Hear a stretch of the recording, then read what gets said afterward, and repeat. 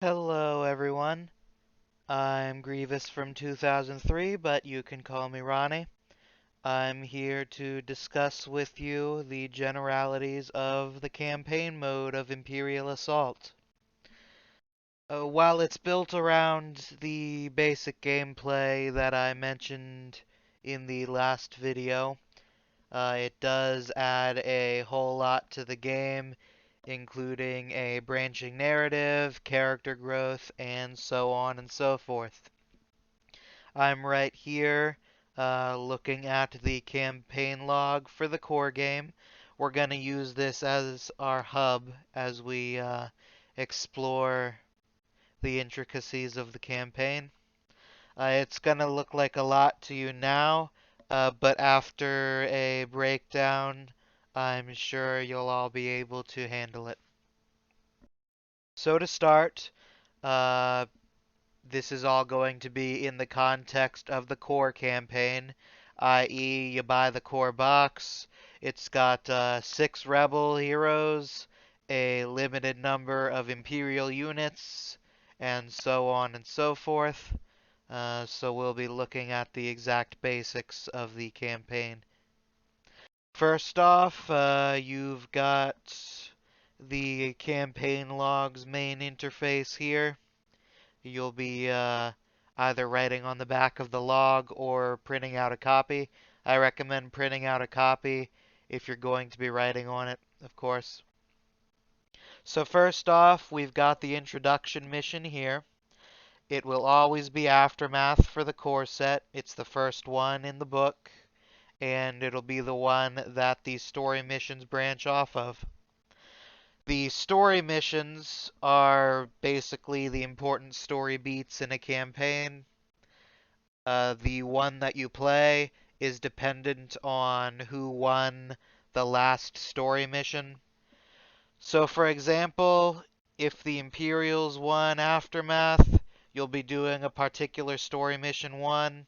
If the Rebels won Aftermath, you'll be doing a different story mission one.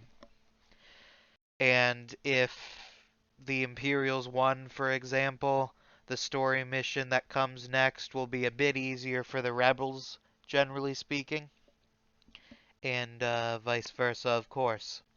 Now, between the story missions, you've got side missions. You've actually got a deck of those that you construct at the start of the campaign that you'll be drafting from, and the rebels will pick the side mission. It'll be between 2 and 3 generally. These do not have any weight in terms of what story mission you play next, but they are a way for the rebel and or imperial players to get additional upgrades, advantages, and so on and so forth. Now, all of these missions build up to the finale. Which finale you play is decided, of course, based on who won story mission 4, and it is the sole deciding factor of who wins the campaign. Maybe the rebels have had a tough time throughout most of the campaign, but if they manage to win the finale, they just win the campaign. And of course, it's the same for the Imperials. So, it's not over till the finale's decided. Alright, so the next column, we've got threat level. At the end of every round, the Imperial player collects something called threat points. They use these to bring new units onto the battlefield, to reinforce weakened squads, and occasionally to do other special actions. The further along you are in the campaign, the more the Imperial gets per turn, and this parallels very much the Rebels getting stronger. Generally speaking, I've found it's pretty balanced. So next, we've got the Rebel upgrade phase. Once you're done with a mission, you check the box next to the threat level, and you move on to the upgrade phases. So first, the rebels will buy items. They get credits throughout play, which they can then use to purchase items that they can equip, and that will make their attacks better, make their armor better, so on and so forth. You'll notice that as the campaign goes on, the tier of items that they can pick from goes up. Now, higher tiers generally are better, but they generally cost more as well. Then you have spend XP. Each rebel hero has their own set of experience cards that they can spend XP on. Those cards are really good. They'll augment the rebels' existing abilities or provide them with more. There is, of course, a limited amount of XP you'll be able to get over the course of the campaign, so choose wisely. We'll take a look at those a bit later. Anyway, once that's done, you check this box here and move on to the Imperial upgrade phase. First, they've got a thing called an agenda deck, which again you build during campaign setup. Essentially, they draw some cards from their agenda deck, and they have a resource called influence that they can use to buy any they can afford. And those will have varying effects from one-time powers to powers that stick around to even side or forced missions, which we'll discuss later, that they can spring on the rebels, and then if the Imperials get their way, they'll get a nice reward from those. Next, we've got Spend XP. The Imperials get a class deck at the start of the game. This is basically kind of their specialization. It generally makes a type of troop or an aspect of them better and adds extra special little powers. It's a neat way to kind of flavor your army and tactics as the Imperial player. And again, we'll look at those in a bit. Let's see. We'll go down here to forced missions. If a mission card says forced mission on it, you put them down here. They get the threat level of the previous mission that you cleared up here. They do not count as a mission for the purpose of moving the campaign along. So it's kind of like a freebie where somebody gets a reward. Um, they're generally welcome. They're generally pretty fun.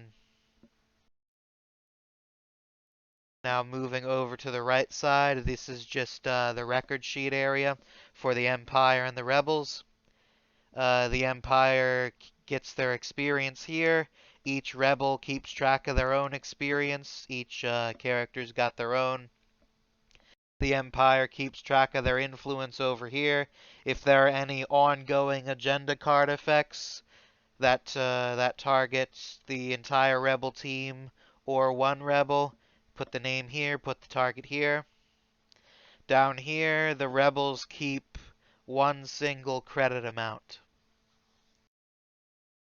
And generally these credits are rewarded, say 100 per character, for instance. And in that case, you get 400. So generally, you're able to buy individual items more often if there are more rebels. Alright, well, with that settled, we're going to look at these things in more detail one at a time. First, we're going to look at the items. So, we're going to go in here. We're going to just take a quick look here. So, these here are the tier 1 items. The ones you'll get in the core set are just this top 12 here. If you're just playing the core game, you're just going to put all the core item cards in. Make sure to separate the tiers because generally speaking, you'll only be shopping from one or two of them at a time. When it's the Rebels' time to purchase items, they're going to be drawing 6 of these cards from a shuffled deck, and they'll have the option to purchase any of them that come up. Let's see. Let's look at the Vibroblade for an example.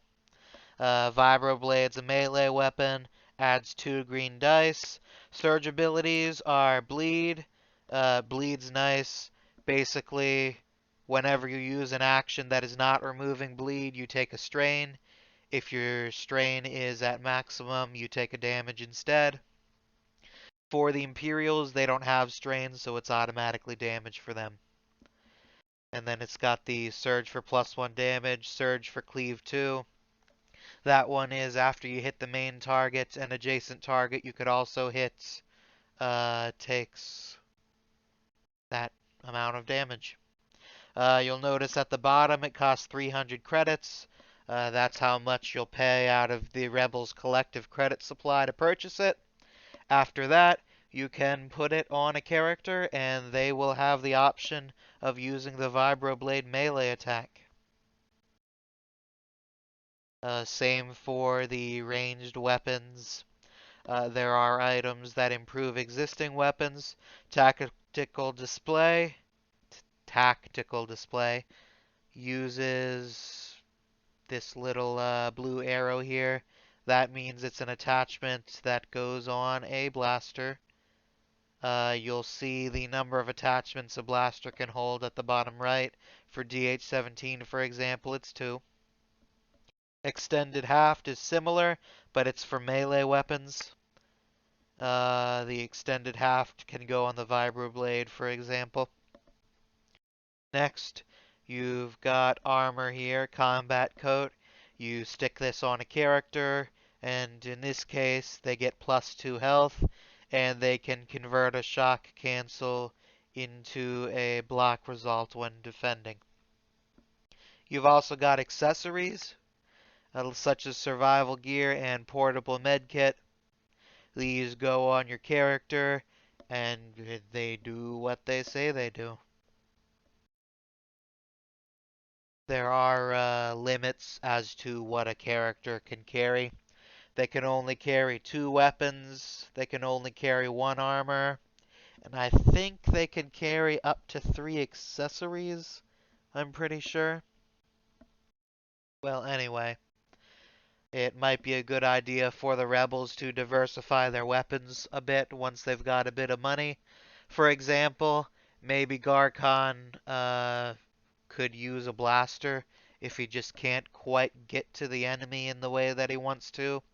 Maybe Jin might want the Vibro Blade so that she's got a melee option in addition to her ranged. It's really up to the Rebel player or players. And of course you got the Tier 2 and the Tier 3 item cards. Next we've got Spend XP. At the start of each campaign, you decide who's going to be the rebel or rebels and who's going to be the Imperial. The Imperial is the GM and has to do the most work, so generally the most experienced player should be the GM. But the rebels have to pick their own specific rebel player characters, essentially. I actually recommend that you pick 4 rebels, no matter how many rebel players you have, because the modes for 2 and 3 rebel characters kind of unbalance the game in one way or the other. Seeing as in that case they get more actions and more HP, meaning that a lot of different missions can get unbalanced toward one side or the other. Anyway, Rebel characters. The first 6 on this list are available in the core set, so we'll just take a brief look at them. You got Fen. He's basic trooper guy. He starts out with this infantry rifle. He's good doing AoE damage. Next, you got the Sly Smuggler, Jin. She is excellent at, well, she's got utility, and she's very good at shooting her blaster. In particular, she's got quick draw, which is kind of like an Overwatch, and is really annoying for the Imperial, because with it, you can actually shoot a figure just as it's activating and kill it, and then it won't get its activation. Fierce Warrior, Garkon, starts with the Vibro Axe. He's Mr. Melee Man. He's got the charge ability as seen in the example in my last video. And he's generally good at sticking around and doing more damage. Next, you have Valiant Commander. He's interesting. Uh, he essentially gives other people more attacks and makes them better. Which, if you use him carefully with the right group, that makes him fantastic. But I generally recommend a more experienced rebel play him because alone he's not the greatest. Haunted Exile, we have Diala Pasil. She has superior mobility and she can be very good at dealing damage. She's a very Jedi character. She literally has Force Throw as an ability, which is neat. Next, we've got Bold Renegade, Mac Eshkare. He's probably my favorite Bothan in all of Star Wars. Though that's not necessarily hard. They can be very sneaky. So, this guy's kind of your stereotypical rogue. He's got an ability that keeps him out of line of sight, even though he's right there in front of the Imperials, assuming he's far enough away. So yeah, kind of an advanced character, but if you use him right, he can be pretty devastating and quite annoying. And of course, experience cards. You got these abilities and buffs. You spend the experience, you get the card. Next, you've got agenda. So, at the start of the game, the Imperials look at their agenda sets. The first 7 of these are included in the core set. You want to pick 6 for your deck. Each set contains 3 cards. You'll shuffle your 6 sets of 3 cards together to make a deck of 18. Whenever it's the agenda phase, the Imperials are going to draw 4 cards from this deck. They'll look them over. If they can and want to spend enough influence to get a card, they get that card. And depending on what kind of card it is, it can be a forced mission, a side mission, an upgrade of some sort, a one-time thing.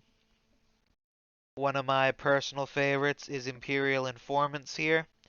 You keep it secret, and then you play it at the end of a round during any mission, and then you increase threat by the threat level. So that's like an extra round of threat that you suddenly get. Stuff like that's really good. Though that is only one time. And then you get the option to either discard this card or shuffle it back into your agenda deck. So there are some cards like that that you can get again, and there are some that you just discard. Okay. Next, we've got the spend XP. Oops. As I mentioned before, the Imperial player selects a class at the start of the campaign. The options for these in the core set are military might, technological superiority, subversive tactics, and inspiring leadership. I'll go into detail with this stuff at a later date, most likely. But for now, the basics are military might generally makes your stormtroopers and such better. Can make them cheaper, make them last longer, that sort of thing. It's generally just good upgrades that make your bread and butter units better. Technological superiority. This one focuses on Imperial technology. It adds some crazy new abilities. One of my favorites is Cloaking Device. You attach this to one trooper squad or one droid squad, and it adds a white die to the defense pool in addition to what they already have. So that adds a defense die, and it is the one that can either give you nothing or a total evade. Next, we've got Subversive Tactics, the class deck which shall not be named. It is so because it focuses on rather than strengthening the Imperials, it weakens the rebels. So for example, we retarget at the end of each round, choose one hero who has not suffered strain equal to their endurance, and then that hero suffers 2 strain. That can be huge because it'll stop a rebel from going crazy with some of their abilities. And again, it makes them less able to do things rather than making you able to do things. And if you're not careful or you're playing with the wrong rebel players, they can get quite discouraged with a deck like this. Finally, you got Inspiring Leadership. This one's kind of memey, but pretty fun. It focuses on leadership, i.e., it has a lot to do with your Imperial officer units. It increases the things they're able to do and how good their leadership is.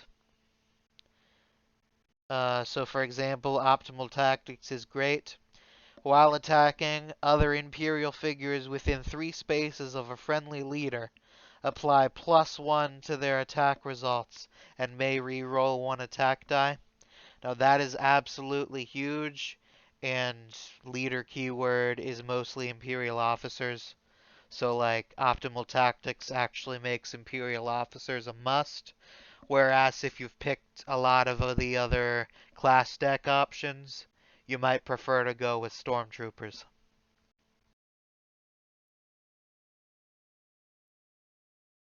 Alright, and as I mentioned before, you do have to organize a side mission deck. So we'll look at the side missions now. So, first off, there are actually 3 different colors of side mission that go in the side mission deck. The first is the easiest. They are the red ones. You put these in based on which rebel heroes are going to be in the campaign. Temptation for Diala, Brushfire for Fen, Indebted for Garkon, Friends of Old for Gideon, High Moon for Jin, and Loose Cannon for Mac.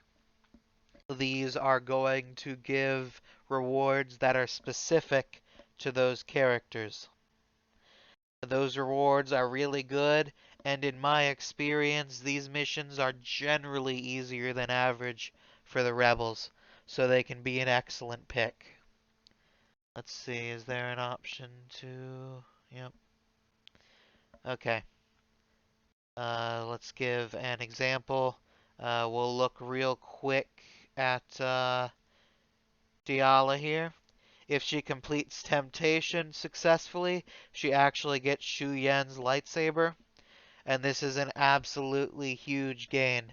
Not only does it do a blue and red for attack, but just look, 1 surge for 3 pierce, 1 surge for +1 damage, and cleave 2.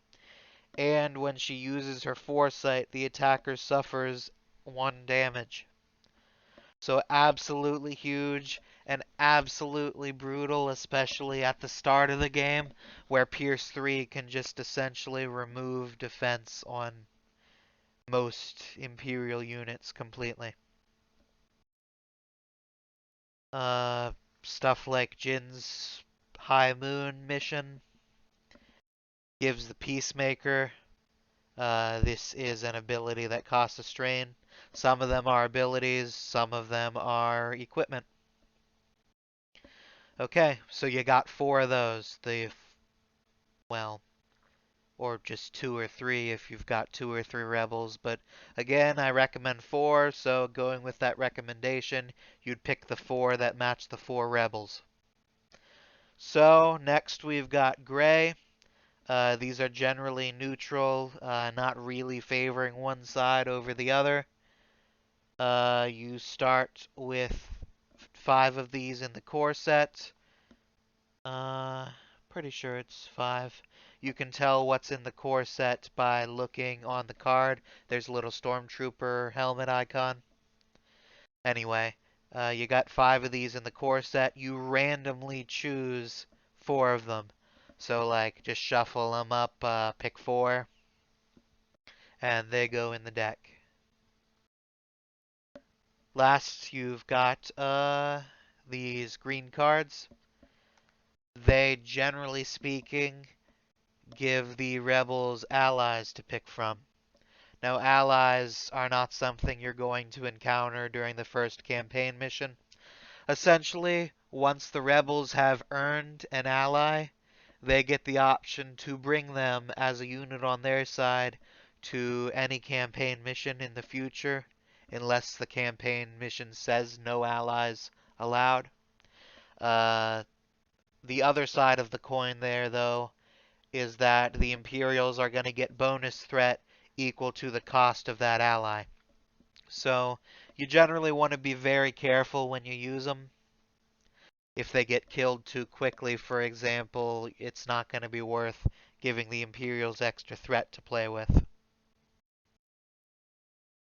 Uh, Generally speaking, in my experience, usually the best allies to have are the ones that cost less and give you more figures. The basic examples of this are Rebel Saboteurs. It costs 6 to bring 2 of them. And Rebel Troopers, it costs 6 to bring 3 of them.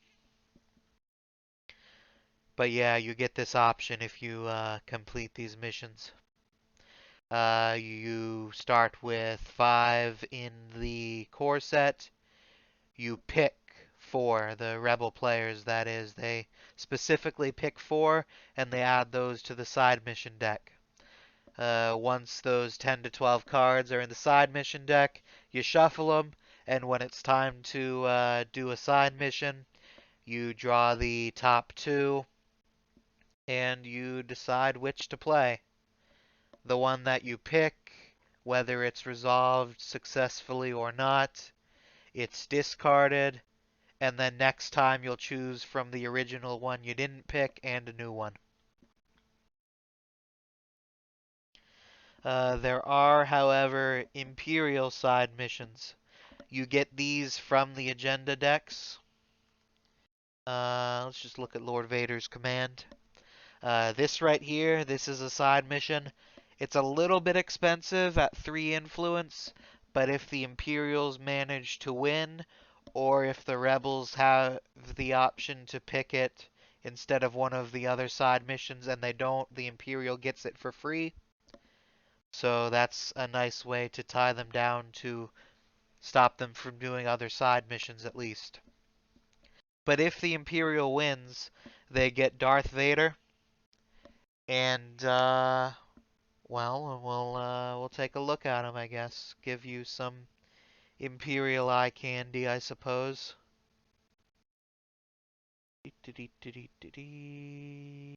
There he is.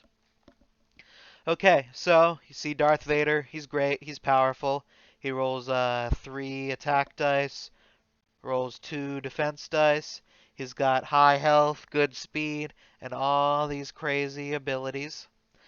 However, in order to be able to bring him on missions, you have to either have a card that does it once, like As You Wish from the Vader's Command agenda set, or you have to have successfully completed his side mission from that same set. Once you do that, you have the option to bring him along on missions in your open groups. We'll talk about that shortly. However, I don't recommend using Darth Vader until the late mid game or the late game because you'll notice he has a crazy 18 threat cost. So generally you want to wait till the end game where you're getting 5 or 6 threat per round as the Imperial, or if you've got other agenda cards that give you more threat. As it is, it's not all that helpful just having to wait on Darth Vader because oftentimes the rebels will just focus him down if they've got enough time, or if they don't, they'll just kind of run past him to the objective. So, as the Imperial, you got a lot of interesting decisions. Um, and again, forced missions, you'll generally get these from the Imperial deck. You do these next. They do not count as side missions, so they don't fill a side mission slot, which can be very nice for everyone, honestly. It'll say specifically on the side mission card if it's a forced mission. So for example, if we go to Agents of the Empire and look at Impounded, this one is specifically a forced mission. It says play it as a forced mission. Looking at Lord Vader's command, though, it does not say it's a forced mission. It's just a side mission. Which again can fill slots, so that's nice. I do recommend the Vader Agenda set because even if you don't want to bother spending 3 influence and completing the side mission here, you can just take As You Wish. It costs 1 influence and it lets you take Vader for 1 battle. And then of course you can shuffle it back, but at that point in the campaign where you'd use him, it'd just clog up your deck, honestly. And lastly, we got a Dark Power here. This one's great because it reduces the deployment cost of a group by 5, which is essentially 5 threat instantly for just for reinforcing. Sorry, deploying units. Yeah. So that one's actually a great all-around set. There are some other sets that are better or worse just based on the contents. Like for example, you might pick an agenda set for 2 or even 1 really good card, and then the rest of the cards that you don't really like are just discard fodder, which is unfortunate, but that's how it is. And hey, you got 18 to choose from. 6 sets of 3. So yeah, that's the basics of the campaign outside of missions. Next, we're going to go ahead and take a brief look at the first campaign mission. Okay, so here we are on, well, the map for Aftermath, the first mission in any core campaign. There are quite a few familiar elements for those of you who watched the tutorial video. But there are a few new elements as well that we'll go over. Everything I previously mentioned, the setup takes place before the game. Side missions, XP, items, and all that stuff go after the game. This goes smack in the middle, the game itself, the main meat, of course, and what a lot of you are here for, I'm sure. So, to begin, let's go over the basics of what's here. You got this blue deployment icon here. This is for the rebels. Uh, Before the game starts, the rebels are going to start on and adjacent to this icon. It's the deployment point, the spawn point, whatever you want to call it. Next, we've got, the usual terminals that can be interacted with or attacked. We've got boxes that you can open up for temporary one-use items and 50 credits each. You've got doors, which can be interacted with or attacked to open, depending on the scenario rules, of course. You've got your Imperial units. We'll get back to them shortly. Another thing you'll notice is these colored Imperial icons. For each campaign mission, the Imperial player will have locations they have to send their reinforcements through to get them onto the board. The rules are they have to be on and adjacent. That means first on top of, and then if you've got more than one going to the same point, they have to be adjacent. The rule is very similar to the rebel spawn point. You'll notice that they're in 3 different colors. The green ones are always open from the start of the game. The yellow and red ones are unlocked or one use by events in the campaign book. Also note that normally the rebels will not be able to see these. As soon as one is used, the rebels will obviously be able to remember that point. But normally only the Imperial has direct access to the campaign book, and so only they will know where these points are. Another thing that the Imperial has access to is, of course, their units. There are 3 terms for units that are on the board or will be brought in as reinforcements. First, you have initial groups. The initial groups are there at the start of the game. They'll be pictured on the board in the campaign guide, and the rebels will be able to see them up front when they arrive. The cards will start available to be looked at, and they'll be played from round 1, and so on and so forth. Next, you've got reserved groups. Reserved groups are in your hand, deployment cards in your hand, as the Imperial, and they come out when the campaign guide says so. And it'll be pretty obvious what you're supposed to do.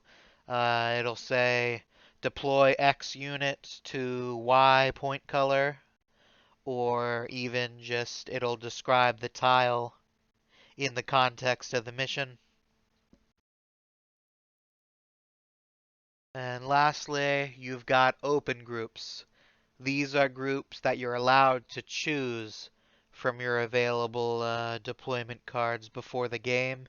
And when you've got enough threat, you can send them in as reinforcements, observing the usual reinforcement rules.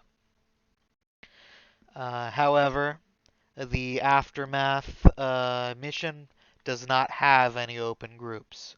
It's only got the initial groups you start with and the reserved groups that the campaign guide will tell you to bring in.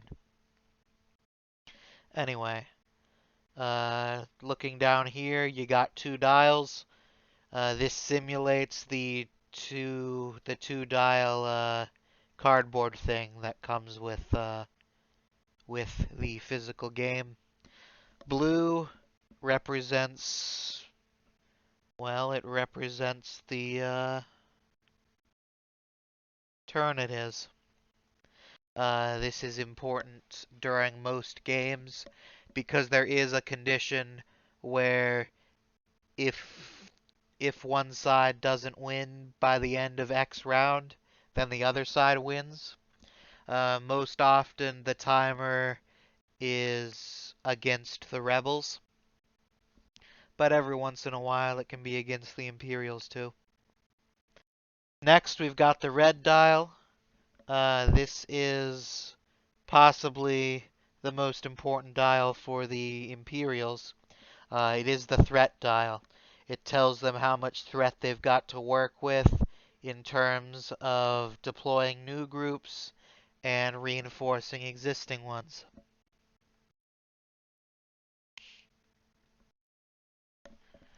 So, next we'll just take a look at the game steps briefly.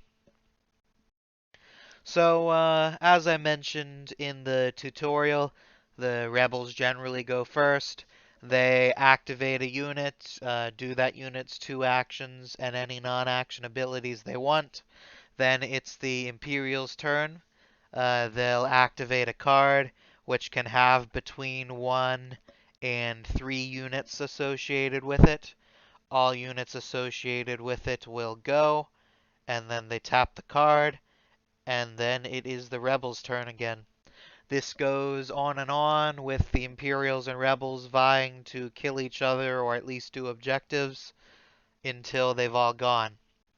At which point, there's a somewhat involved between round process that I'm gonna go ahead and discuss now. First off, the Imperials are going to gain threat. In the case of the first mission, it'll be 2 threat, so we're going to add 2 threat there. Next, the Imperials would ready any of their tapped cards, that is to say, untap them, and so would the Rebels. They'd turn their activated icon back to the unactivated green side. Note, however, that the Rebels do not untap any of their tapped cards until their specific turn starts. This is because they've got some cards that are specific to them that will come back on their next turn. Like defensive bonuses, attack bonuses, and so on and so forth. But it's all centralized for the Imperials. It's at the end of the round. After that, you've got the deploy and reinforce step. This is, of course, when the rebels have to suffer and watch as the Imperials bring in more guys to mess with them. They don't have to, though. They can save the threat to get something bigger later, or just to mess with the rebels' heads. So, what's this look like? Let's say we've played a couple rounds. The Imperial officer and one of the stormtroopers have died. You can spend 2 threat to bring back the Imperial officer, because he's got a cost of 2 threat. So you just bring him back on the green spawn point, which remember is always active, unless the campaign guide deactivates it after an event or something. Yeah. Alternately, we can go over here to the stormtroopers. We see that their deployment cost is 6, but the reinforcement cost for 1 unit is only 2. So we might spend that 2 to bring back this stormtrooper at the deployment point. Now say we were to save for a round or 2, and the probe droid is destroyed. Then it's a good thing we saved, because we need 3 threat to bring him back. So yeah, the gaining and spending of threat is very easy to learn, somewhat tough to master. There are also some cards that are powered by threat. So, as the Imperial, you want to kind of keep your mind open as to, spending and earning threat. That's one reason that cards that give you more threat are so in demand. Anyway, let's put these guys back. Huh. Where'd the stormtrooper go? He went right there. Okay. Uh, so yeah, other features in the campaign guide. There's going to be a short briefing at the start or it'll tell the rebels their initial goals and conditions, what they want to do with terminals, if a door can be auto opened with an interaction, or if it needs to be attacked or hacked or whatever, or if something needs an attribute test, for example. Following that, there will be events that trigger when the rebels generally do something, or when a specific round is up. The trigger will be right there in the book for the Imperial to read. Those generally expand upon what the rebels have to do and or give the Imperials a surprise that they can use against the rebels. It's a very interesting game for that reason. The rebels are really powerful, but the Imperials have all these neat tricks up their sleeve. The surprise can be a lot of fun.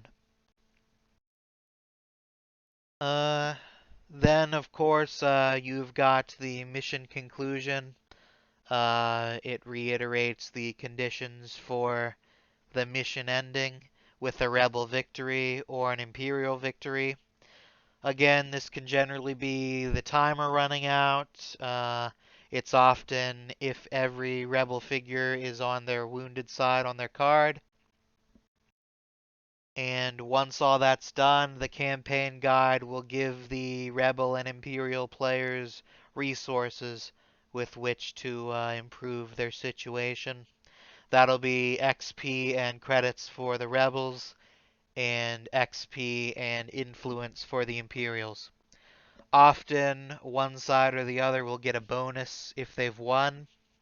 Uh, a couple of these generally aren't a big deal, but if one side's winning a lot, it tends to snowball a bit. Uh, so yeah, those are the basics of how you play a campaign mission. Once you're done with the campaign mission, you go ahead and, check the threat level box and then go to the Rebel and Imperial upgrades. You don't generally have to do the Rebel upgrade and then the Imperial upgrade phases in order. Whenever I play, uh, we generally do them at the same time, both sides, that is. Um, there might be a few times when the order matters, so just be conscious that this is the official order when that happens. Uh, so yeah, as far as I can tell, those are the basics, all you need to play the campaign. If you need a reiteration, you can just check into the Learn to Play guide. It's about halfway through where it gives the campaign rules, and they're pretty succinct and easy to follow. Um, let's see. So quick ending note. The Imperial cards are all called deployment cards. If the rebels have an ally, that ally counts as a deployment card too. All that really means is that, like the Imperials, they cannot attack twice on their turn. They can do one attack, or they can do one attack, one move, two moves. They might have special actions, like the Imperial Officer's Order, for example. Just keep that in mind as you're bringing those allies in, or choosing to strategically let them hang back. But yeah, that should be everything. Thanks very much for watching. Hope you enjoyed yourselves. Hope you're excited, because I do plan on delving into the actual missions at some point in the near future. And yeah, hope to see you there. Till next time, have a nice day.